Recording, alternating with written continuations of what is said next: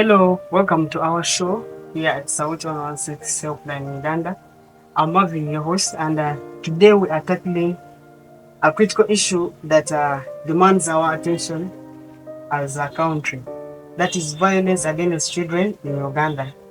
As we gather here today, millions of children in our country are facing unimaginable challenges from physical to emotional neglect and child exploitation. It is a staggering reality that requires us to take action.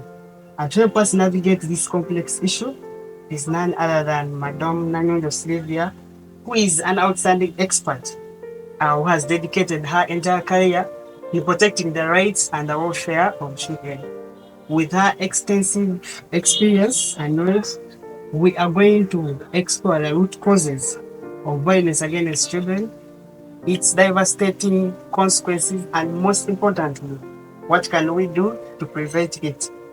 Madame Nanyondo Sylvia is a well-renowned counselor from South 116 with a proven track record of creating awareness and positive impact across communities in Uganda, and her insights are going to be valuable as we discuss practical solutions and strategies for creating a safer and more supportive environment for our children.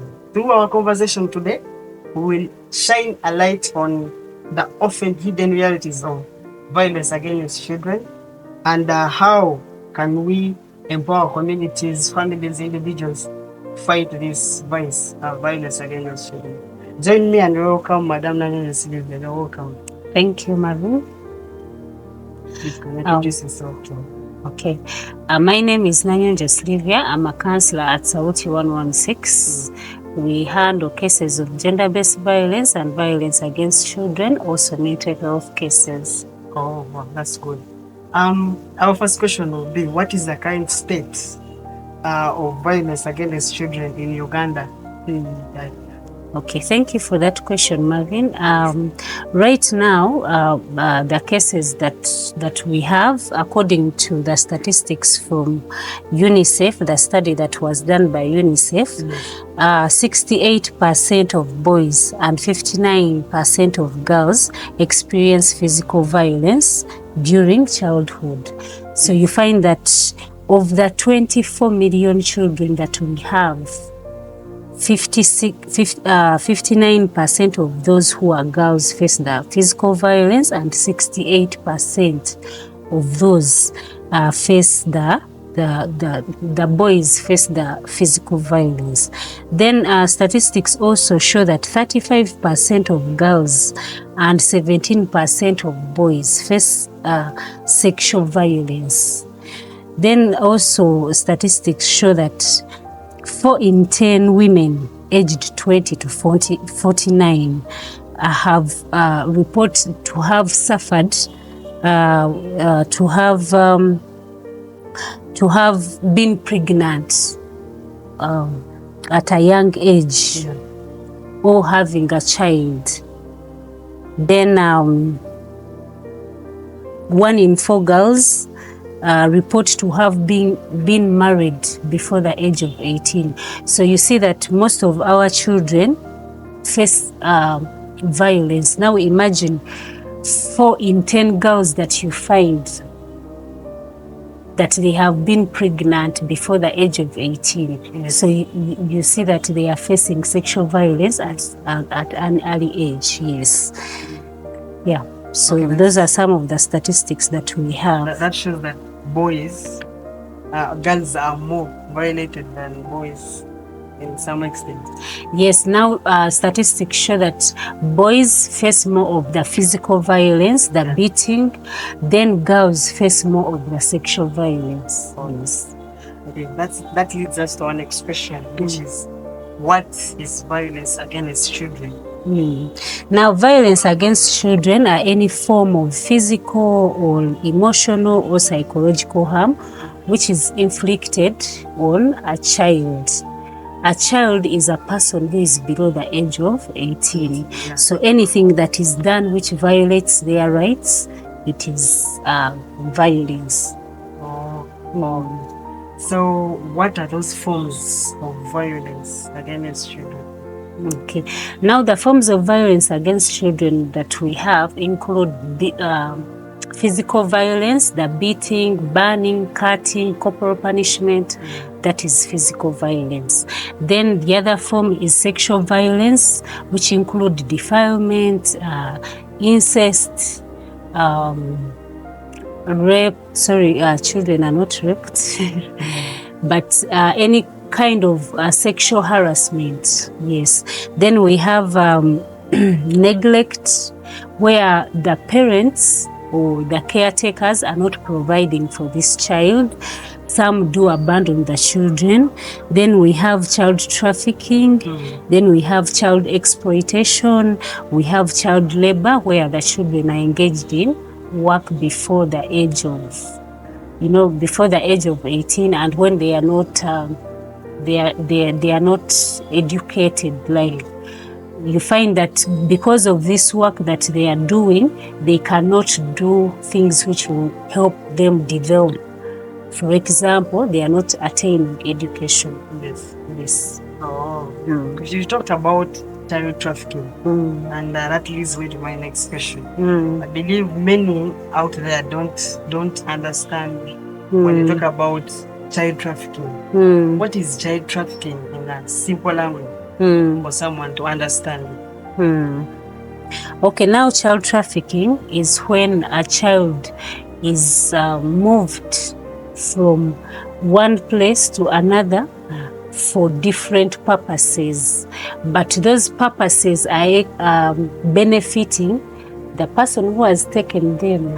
Let's say they have taken them for maybe to work somewhere.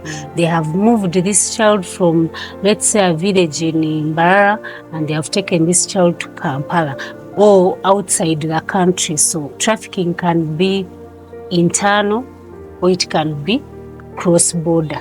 Yes. So if a child is taken from their home for any kind of, to do something, let's say maybe they want them to engage like in sexual activities, they want them to do domestic work or commercial work, anything, as long as there is an act, something they are going to do, and then they have been moved from one place to another, so it becomes a trafficking case. That's during my introduction. I shared and say that with your experience, we are going to understand what are the root causes of violence against children. And that's the question I'm asking. What are the root causes of violence against children in our country today, Uganda? There are so many things that bring about, that result into child abuse. The very first thing that make our children vulnerable to abuse is poverty. When the parents cannot afford the basic needs, you find that these children are vulnerable. They are, because they want to get some things, maybe like a pad or something. So you find that it's easy for the perpetrators to engage them maybe in sexual acts because they are vulnerable when there is poverty at home. Then the other issue that is very common with our Ugandans here is the domestic violence. When the parents are conflicting, they have their own conflicts. They tend to neglect their responsibilities, or one parent neglects the responsibility to the other. So you find that maybe the woman abandons the children to the father, or the father decides not to provide for the children. For maybe they want the mother to be hurt over that. Then some people have normalized violence. Like for them, they don't see any problem in abusing you, like verbally attacking you, or they don't see any problem in beating, because they have grown up seeing that. So people who have gone through abuse before, you find that sometimes they are also inflicting the same abuses they went through to their children or other children in the community. Then the other issue that that cause these the violence against children is if someone is not maybe going to school, that child is very, very vulnerable. If they are not attaining education, they are vulnerable to, let's say it's a girl child, the boys will be seeing her around the community. So they have too much time of redundancy. So you find that if they are not engaged, they are easily abused by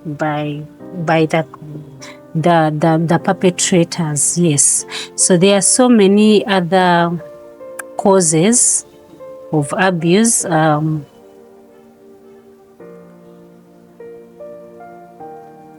In our country. So last year, Soga region was leading in early childhood practices. Yes. Marrying them off early. And this brings me to the next question of how has the society or the cultural beliefs that we have contributed to the violence of children against children? Okay. And now some religions and cultures believe that if the girl gets their first menstruation, they should get married. So now we are having children who are getting menses as early as 9 years. So can a 9-year-old really get married? It's not proper. Even a 14-year-old, they are still children. But some of our cultures support that, or our religions support that children get married at an early age. Then some communities want the bride price. They believe that the more the child grows, then they will not be able to get things from the man's family. So some of those beliefs and have contributed more to child marriage. Yes. So we can say poverty, domestic violence, societal or cultural beliefs, religious beliefs have contributed to this. Yes. My next question will be, as Sauti 116, what have you done as we go to solutions? As Sauti 116 helpline, what have you done in your line to help prevent violence against children? Okay. Now, Sauti 116, we receive, first of all, we receive the cases and we follow them up. We refer them to the service providers in the community to ensure that those cases have been handled appropriately. Yes, that is one way Sauti has contributed. Then the other way, we always do awareness raising. Our teams go to the field. They go to communities, to schools, and tell the people about, tell the children about their rights, then inform the public about 116 and what they can do in case they see a case of abuse. Then Sauti has provided data which is helping the policymakers to ensure that they make laws and policies which are in favor of children. Yes. That's good. So what are some of the recommendations you can give to parents, educators, the government, all the institutions, and to help us in curbing this violence against children? Okay. The advice I would give to the actors, I'll call them actors because most of them have a role to play. Everyone has a role to play. If it is a school, it should be a safe environment for the child. If it is a church, it should be a safe environment for the child. If it is police, it should be safe. So my advice or my message to them is that let's take the responsibility. When you see a child going through abuse, take it upon you to ensure that this child first of all gets justice. Then this child, are they safe where they are? If you cannot do something, at least report to those who can do something. Yes. Okay, understood. I will not end without asking you to share a personal story because you're experiencing this field. So if you have a personal story of violence against children that you've engaged, would like you to share about it. Okay.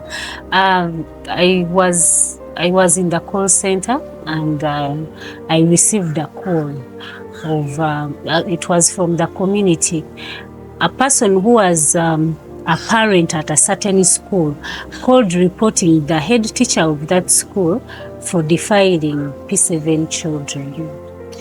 What was touching in this story, this head teacher was HIV positive, and he knew he was HIV positive, but he got all the children who were girls in that school in primary 7 in boarding section and took them to his home to stay with him.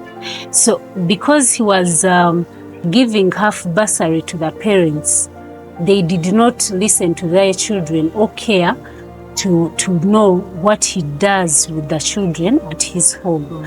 And unfortunately, he was defiling them, making them pregnant, forcing them to abort, and all this torture. You know, as a child, you're seeing another child in the same room having sex. It was a traumatizing event for these children. So we engaged the probation officer in that district, and good enough, the case was reported and this man was arrested and the children were rescued. My call to all parents is that be the very first line of responsibility to your child. Be a landing I don't know how to call it, but be there for your child, so that be a soft ground where they can fall when they have challenges. Because when some of us interacted with these children, they had mentioned something to their parents, but the parents did not give a hearing ear. So it is important that we listen to our children, understand what they are going through, protect them from these abuses, because we are the first line. As parents, we are the first line to protect our children. So it's important that we care where they school from, how they have spent their day, who is their friend, who is not their friend, why is that person not their friend. Be interested in knowing what your child is going through or how their life is moving, because you could be the person who is going to save them first before they go through the many challenges they face. Because if you look at that case, many children were HIV positive from one man. Some are pregnant. They are going to give birth when they are not ready. When they are children, they become mothers at a very early age and they are not ready. If their parents were also receiving bursaries, are they ready to take on the responsibility of the grandchildren? So we have to look at that too. As a parent, when you're neglecting and you're thinking, that man is giving her money or they are supporting her somehow, you're not ready, because you as a parent, you're not capable, you're not providing. If this man makes her pregnant and they bring her back to you, you're going to take care of her and also her child. So let's be conscious. Let's be keen on what our children are going through, and we protect them from the abuses that they are going to face. Yes. I don't know if you've given any last parting shots, but I'll ask you to give your last message to our audience that is watching right now. Your last and final remarks.